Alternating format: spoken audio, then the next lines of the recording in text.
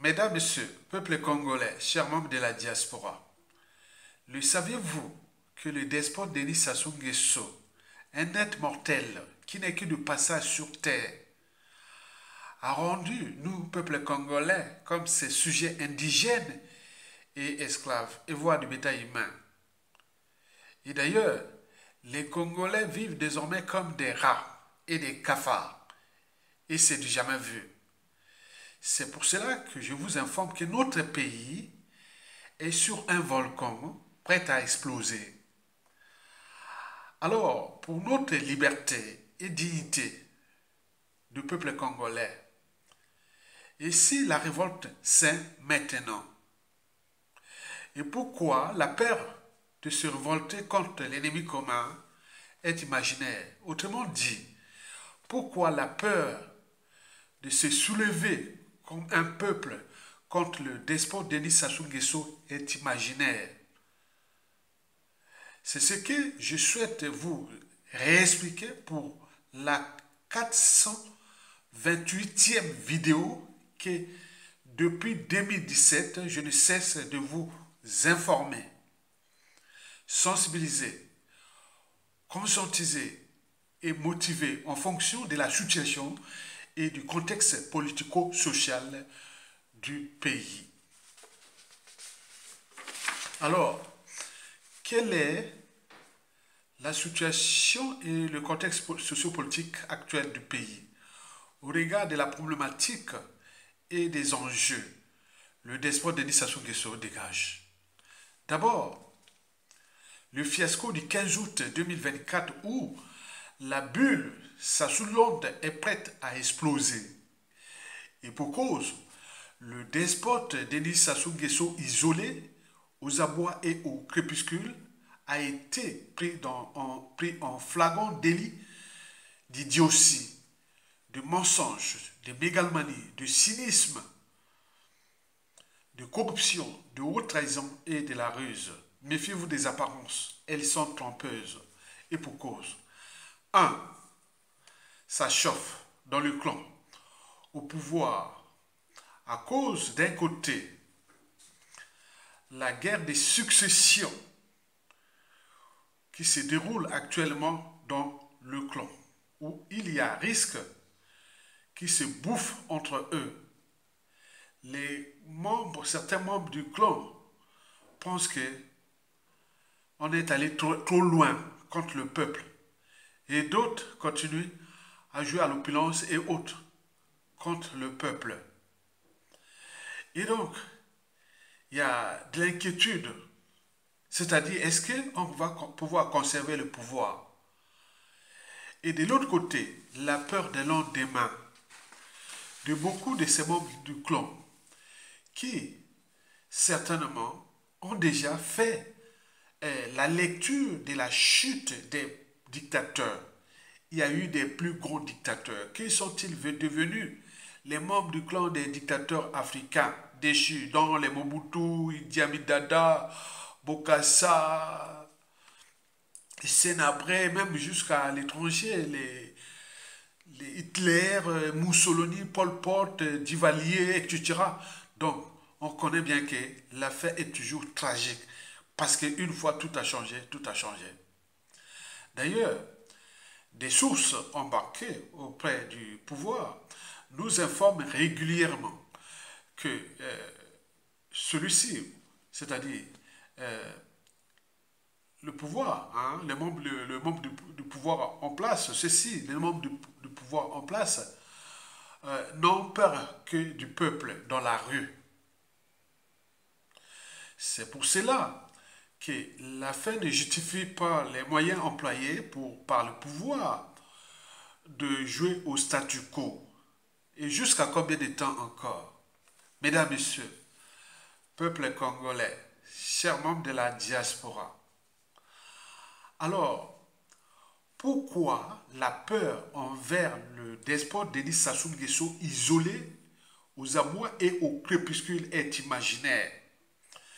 Je vous rappelle que c'est la 428e vidéo depuis 2017 que je vous le répète, que la peur envers Sassou Nguesso est imaginaire.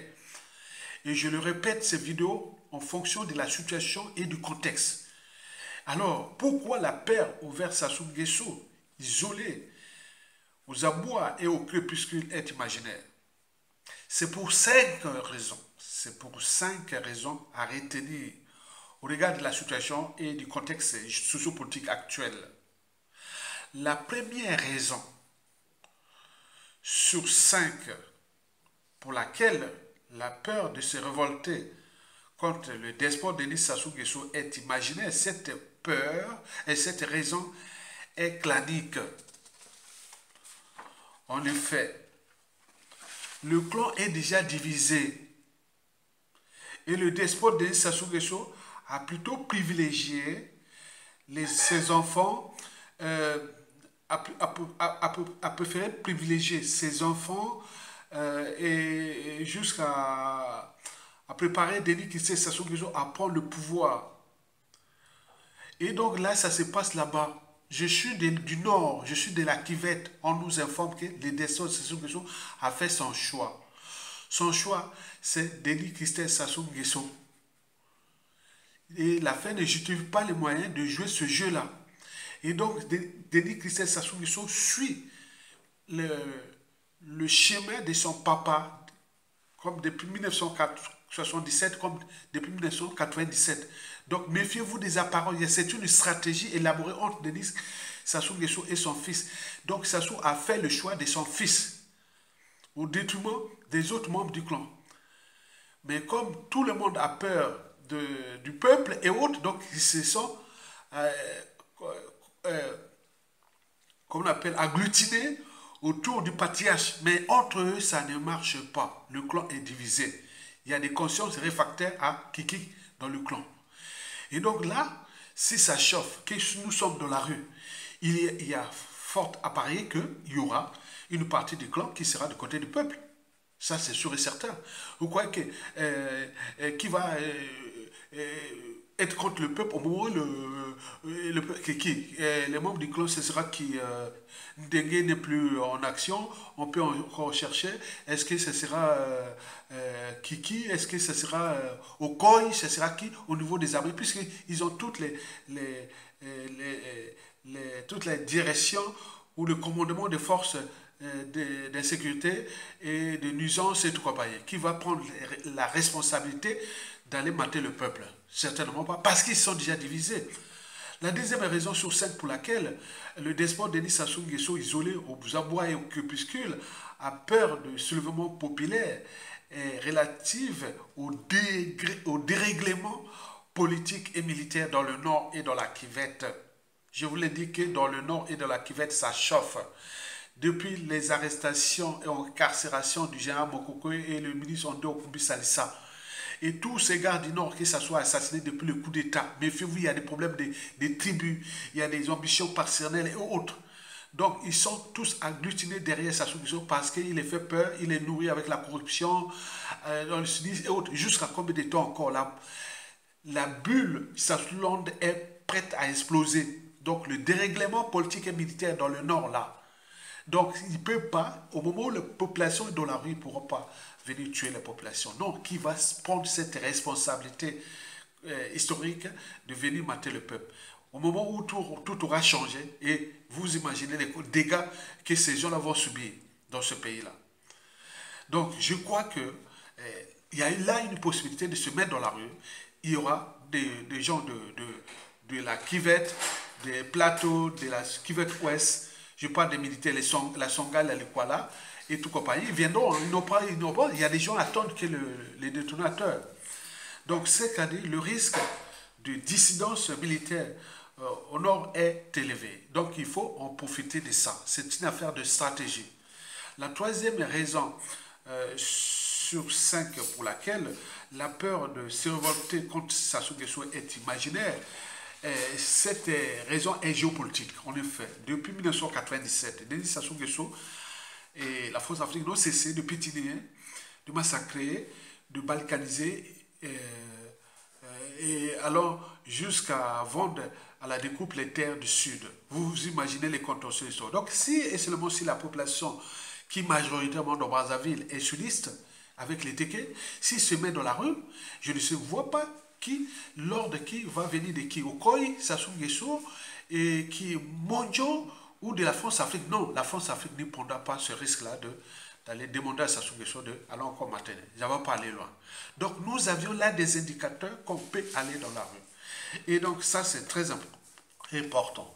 La quatrième et l'avant-dernière raison pour laquelle la peur envers le despote Denis Sassou Nguesso est imaginaire, cette raison est France-Afrique.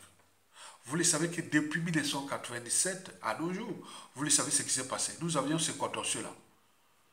C'est Denis Sassou Nguesso, la France-Afrique, qui nous a piétiné, fracassé notre pays. Ils vont nous à la découpe. Donc, il y a des contentieux là. Donc, au regard du contexte anti-France-Afrique et autres, je ne vois pas que Sassou prend les risques de mettre ces boulous, ces gens-là, pour aller, et la France va laisser comme ça. Non, puisque nous sommes déjà en tension, parce que 2 tiers de la population congolaise est du Sud. 2 tiers de la diaspora congolaise est du Sud. Donc, il y en a partout.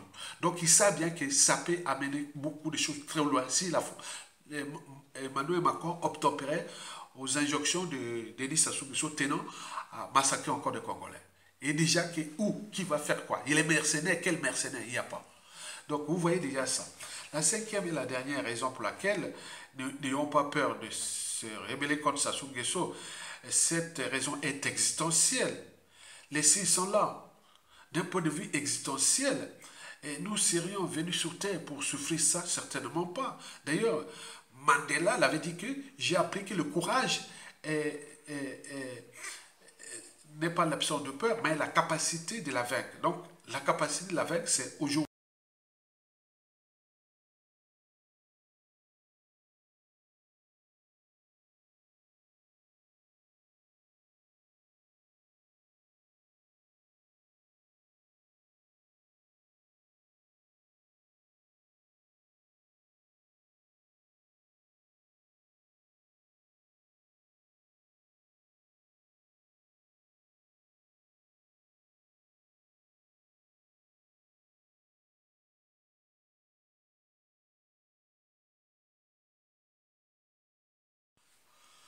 Alors, quels sont les 3 avantages pour lesquels la révolte populaire contre le despote Denis Sassou Nguesso, déjà isolé aux abois et aux crépuscules, peuvent nous aider à repenser une nouvelle nation? Il y a 3 avantages si on se met dans la rue. Il y a 3 avantages. Vous pouvez les voir. Le premier avantage sur toi, nous pourrons être en rapport de force. C'est-à-dire, ce monde-là est gouverné que par les forces. Vous allez voir que les Congolais dans la rue, comme ça s'est passé au Sri Lanka, au Bangladesh, etc. Et voilà, donc, nous, on est dans la rue, et à ce moment-là, nous, et voilà. D'ailleurs, je vous dis qu'ils ont tous, ils ont la peur au ventre que les Congolais soient dans la rue. Et donc, une fois que nous sommes dans la rue, il est certain que la peur aura changé de corps. Même depuis les donneurs d'ordre de Sassou Nguesso sur la France-Afrique, elle sera obligée d'obtempérer aux injonctions de nous, peuple congolais, tenant à rendre justice là où il y a injustice, à préparer une transition digne et haute, civile et militaire entre nous, Congolais, du nord au sud et de l'est à l'ouest, entre les patriotes.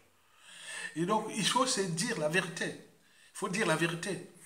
Que l'avantage d'être dans la rue, c'est que nous serions en position de force devant la France-Afrique, devant l'ancien régime,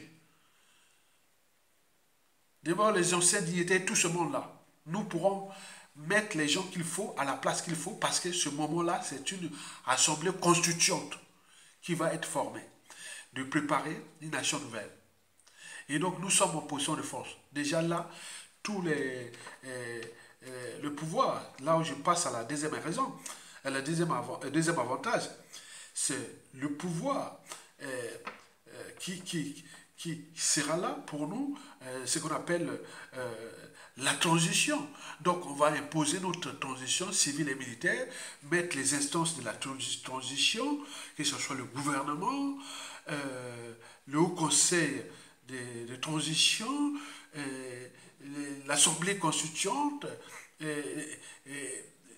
nommer dans toutes les administrations, les institutions, les ambassades, les consuls et tout ça, on sera déjà nommé. Tout ça, on aura mis les tout pour bosser, pour restaurer les pays.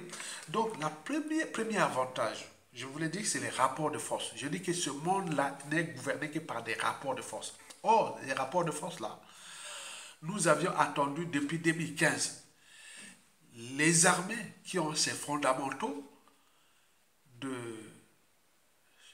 protéger les institutions, le peuple, la nation et autres n'ont pas fait. C'est pour cela que depuis 2015, nous sommes en train d'entrer dans le processus de carbonisation, alors que les armées sont là. Ils attendent qu'à aller faire les défilés du 15 août et où attendent les gardes là comme les bonbons. Donc c'est nous le peuple congolais. Parce qu'au sein de ces armées-là, ce sont aussi des Congolais, ils sont de toutes les tribus, qui sont les tribus victimes de Sassou Nguesso. Que ce soit depuis les Teke, on arrivait chez les Kouyou, les Makwa, et dans la Likwala, les Boubitaba, les Bonjo, les Bonjobo, et que ce soit au sud, que ce soit les Lari, les Congo, les Sundi, tous ils ont subi Sassou Nguesso, que ce soit c'est les Dondo, les Bayaka, les Bébés, que ce soit les Etekilale, les Mbaba, les Bayaka et tout compagnie ont subi Sassou Nguesso. Hein. Les Kouni, les Vili et tout compagnie. Hein. Les Poulou, les Yobe, les Batsangui et tout ça, ils ont subi Sassou Nguesso. Hein. Donc il n'y a pas d'appartenance là. Donc nous sommes là, donc dans ce pouvoir-là, donc nous allons partager le pouvoir. L'enjeu est de partager le pouvoir entre les patriotes. Donc on se met dans la rue et on établit les rapports de force. Et ces rapports de force vont nous permettre de négocier tout l'après Sassou Nguesso, puisque nous serons en position de force.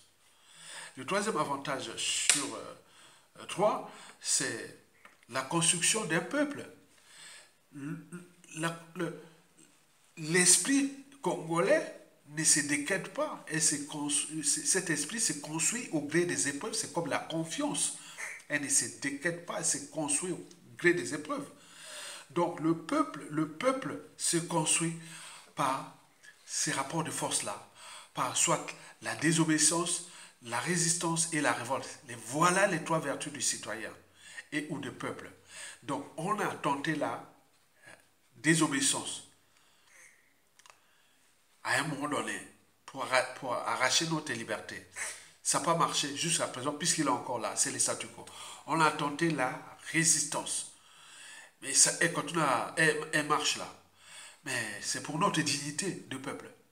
Mais à un moment donné, il faut passer à la troisième vertu, c'est-à-dire la révolte. Puisque les armées n'ont pas obtempéré à la volonté du peuple, qui n'est autre que l'expression de la volonté générale, que Denis Sassou Nguesso dégage. Ils ne l'ont pas fait. Ils continuent à jouer aux armées d'opérette et autres.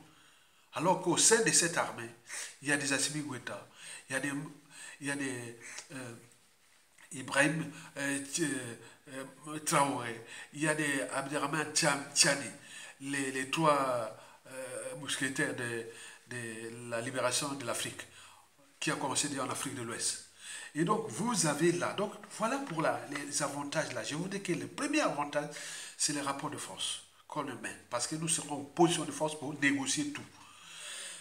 Et deuxième avantage, c'est-à-dire nous serons en position de force pour former toutes les instances de la transition. Et troisième avantage, c'est qu'on va construire un peuple. Et d'ailleurs, le 15 août, à la chute de Sassou Nguesso, le 15 août, ce sera plus une fête nationale.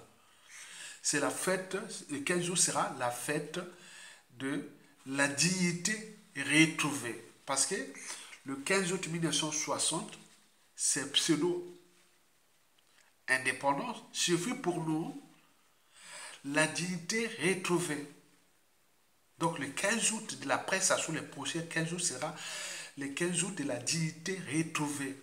Donc vous pouvez au Congo monter le 15 août où les gens feront des activités, se montrer qu'est-ce que vous avez fait au cours de l'année pour votre dignité. Et qu'est-ce que vous avez fait aussi pour les autres. Donc ce jour-là, du 15 août de chaque année, ça sera le jour de la dignité retrouvée. Et chacun doit se battre au cours de l'année à chercher à être digne et chercher chez des autres aussi. Ce qu'on appelle l'intérêt général. Et après, le jour où nous allons nous soulever, le jour là où ça sera tombé, qu'on a vu au Sri Lanka, au Bangladesh et autres, ce jour-là sera le jour de la liberté nationale au Congo. Ça sera une date comme ça, le jour de la liberté nationale. Maintenant, il restera une autre date à fêter l'année. Donc, il y aura des gros événements de l'année. Il y a le 15 août, la journée de la dignité au Congo, retrouvé. Et la date là, que ça sera tombé là, que nous dans la rue, ce sera le jour de la liberté. Puisque nous avions eu cette malchance de rencontrer le plus grand despote tueur en série que la France-Afrique n'ait jamais produit en Afrique, qui aurait tué 2 présidents, le président Marien Ngouabi, le président Massamba Deba, dont le corps du président Marien Ngouabi fut mutilé. Et celui du président Alphonse Massamba Deba, le prédécesseur de Marien Ngouabi, son corps n'est jamais trouvé. Vous imaginez ça, souhaité là, ministre de la Défense, de la Sécurité et des Services secrets. N'oublions pas le corps de Kadlan Biaïda, piétiné. N'oublions pas un président élu démocratiquement, forcé à l'exil, le professeur Pascal Lissouba, qui mourut à l'étranger. Son corps est toujours aussi à l'étranger en France ici. N'oublions pas des candidats qui ont été soit élus, et après, bon, ben, ils ont été forcés, soit en prison et ou assassinés. Mais de quoi tient-il ce pouvoir-là, Sassou Nguesso? C'est parce que nous les laissons faire. Nous sommes les souverains. Donc, rendons justice. Donc, le jour-là que nous aurons dégagé Sassou Nguesso, ce jour-là, c'est le jour de la liberté. Et après, il restera un 3e jour de l'année. Après le 15 août, puis le 15 août sera pour la dignité et celui du jour-là de la liberté nationale qui sera enseigné à l'éducation nationale, l'enseignement supérieur et la recherche, tout compagnie au Congo, dans la citoyenneté, et dans le patriotisme et tout compagnie. Mais il reste une 3e date que nous appellerons la date de la souveraineté. Parce que l'indépendance, c'est vraiment un faux débat. C'est pas bon. Vous avez vu partout dans le monde, les gens fêtaient les fêtes de l'indépendance. Il n'y a qu'en Afrique. C'est quoi? C'est cette merde-là. Donc nous allons fêter au moment venu. Ça sera peut-être dans 1 an, dans 2 ans, dans 5 ans, dans 10 ans, dans 15 ans, dans 20 ans, dans 30 ans. Nous ne serions plus là. Là, ce sera le jour de la souveraineté. Ce jour de la souveraineté, ça remplace l'indépendance, le jour de l'indépendance actuelle. Le jour de la souveraineté, quand nous aurons abrogé les 15 accords qui nous lient comme ça à la France-Afrique et qui, à travers ces 11 accords-là, nous serions toujours les tiers-mondes ou les quart-mondes. Tant qu'on ne sort pas de ces 11 accords-là, les pays d'Afrique francophone et notamment notre pays, imaginez-vous, Sassou Nguesso arrive. On fait, il est parti. On fait la bonne gouvernance. Très bien. On a la bonne gouvernance. Très bien. Mais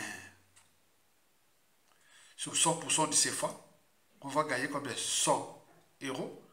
Sur 100 euros là, on va reverser 80 euros à la France. Et nous, on va prendre 20 euros. Donc, pour avoir 100 euros, donc il faudra, vous imaginez, donc on va fournir beaucoup d'efforts pour ça. C'est stupide, non? Mesdames et messieurs, peuple congolais, likez, partagez et soutenez la résistance. Tokolonga. Monsieur Abignan, je vous écoute. Non, la question, ce qui se pose au Congo, c'est celle de la confrontation entre les forces de la matière et les forces de l'esprit. Les forces de l'esprit sont complètement bâillonnées, on a confisqué la liberté, et les forces de la matière dominent.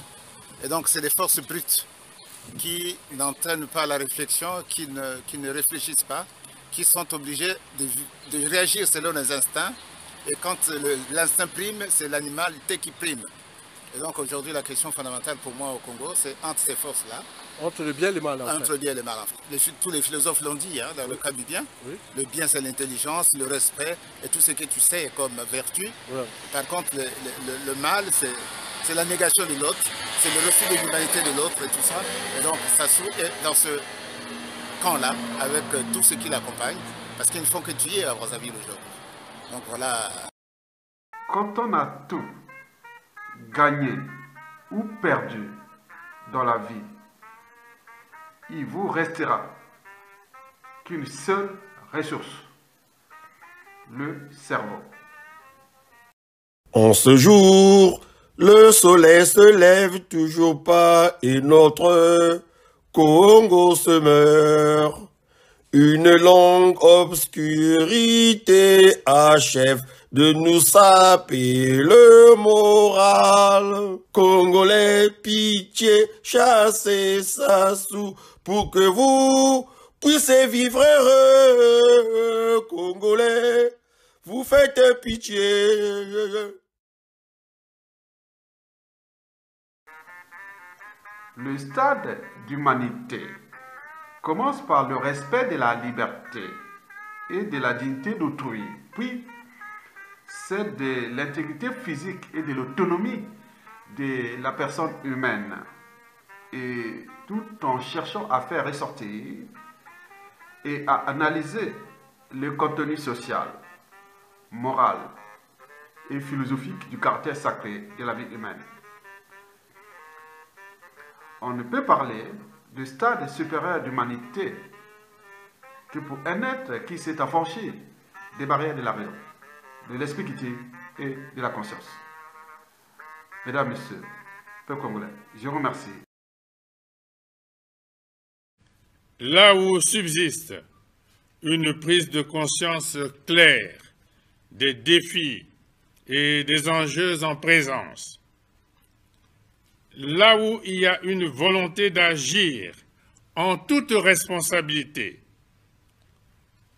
trône toujours un espoir de réussite. Dans l'unité, le travail et le progrès, je vous invite à la méditation pour davantage de prise de conscience et plus de responsabilité. Je vous souhaite une bonne fête de l'indépendance à tous. Vive la République, vive le Congo. Je vous remercie. De ce qui précède, Mesdames, Messieurs, peuple congolais, chers membres de la diaspora, individuellement et collectivement, du nord au sud, de l'est à l'ouest et au centre, tant au niveau citoyen qu'intellectuel, politique, militaire, religieux et ou spirituel. Je vous informe que le despote Denis Sassou Nguesso aux abois et au crépuscule est un cas d'école des êtres illuminatis reptiliens. En effet, ce sont des humains à sans foi, sans émotion, sans âme ni conscience. Et pour cause, les êtres reptiliens illuminatis sont des êtres qui ne vivent que dans le mensonge, parce qu'ils n'attachent aucune importance à la vérité. Cela veut dire qu'ils n'attachent non plus d'importance au mensonge. C'est tout simplement parce que pour eux, mensonge ou vérité, c'est la même chose. Ça n'a aucune importance. C'est pareil.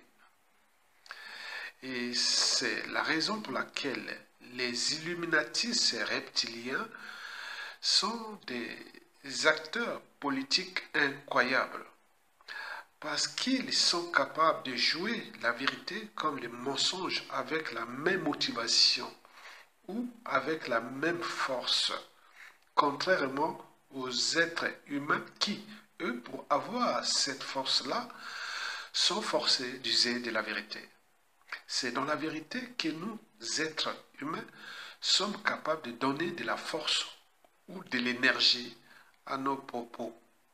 Or, là, avec les Illuminatis reptiliens, nous avons des êtres qui usent du mensonge ou de la vérité en fonction du rôle qui leur a été attribué. Parce que ce sont des êtres à qui on leur attribué un rôle tout en haut de la pyramide. Dans le cas du despote Denis Sassou Nguesso aux abois et au crépuscule, c'est la pyramide France-Afrique maçonnique. Il y a des décideurs qui attribuent des rôles. Et à partir du moment où vous tenez ce rôle et que vous amenez avec vous tous les êtres que vous pouvez, le maximum que vous pouvez, et à partir du moment où vous tenez ce rôle, vous avez le droit de continuer à poursuivre votre mission.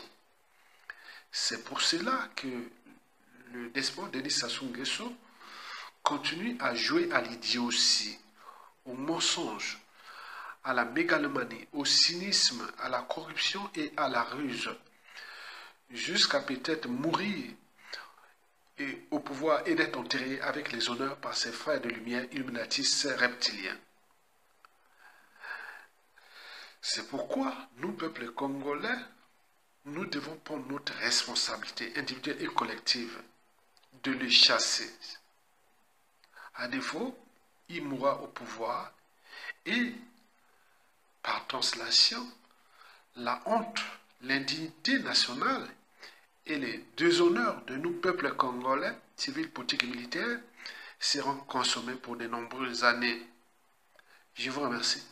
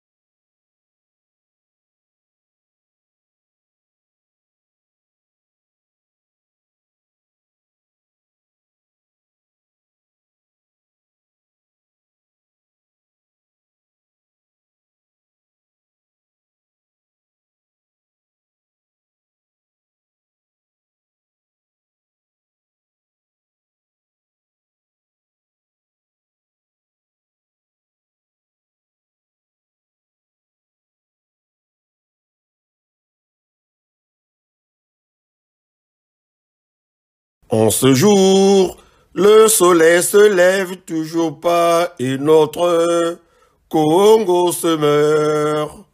Une longue obscurité achève de nous saper le moral. Congolais, pitié, chassez ça sous pour que vous puissiez vivre heureux. Congolais, vous faites pitié.